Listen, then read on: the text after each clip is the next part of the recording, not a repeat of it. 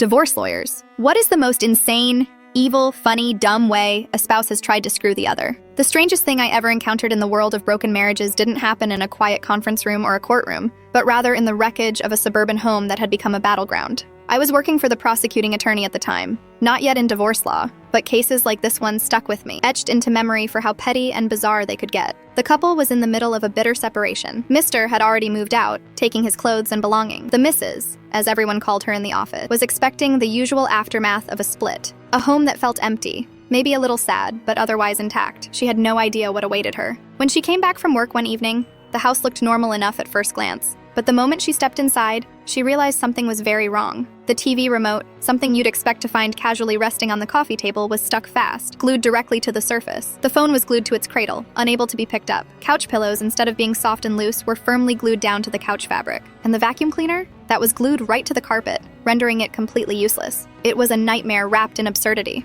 She was stunned but called the police to report the damage. The officers arrived, walking slowly through the house, taking photos and writing reports. Each new glued item seemed stranger than the last. Over the next few days, she kept discovering more. Oven mitts glued to the kitchen wall, sheets in the linen closet so firmly glued together they couldn't be pulled apart, even small things like coasters or picture frames glued to tables and shelves. She kept updating her police report, almost daily, with new discoveries. Each call sounded more incredulous than the last. He glued the effing sheets together in the linen closet. The couch cushions are stuck so tight I can't even sit down. The police, while trying to maintain professionalism, were quietly amused and horrified at the same time. Nobody could believe the level of spite involved in this. The damage wasn't something that required thousands in repairs or complicated legal wrangling. It was something different, something deeply petty and calculated to make everyday life a torment. No lawsuits over custody or vast assets here. Just a man wielding a bottle of Gorilla Glue like a weapon, in a very personal, very passive-aggressive war. The lengths he went to were almost creative in their cruelty. When I heard about the case, I pictured a man sneaking into the house like a cat burglar, armed with glue and a grudge, methodically sabotaging every little thing that his soon-to-be ex-wife would need. It was like something out of a dark comedy. The woman was left with a house full of useless, glued-down items.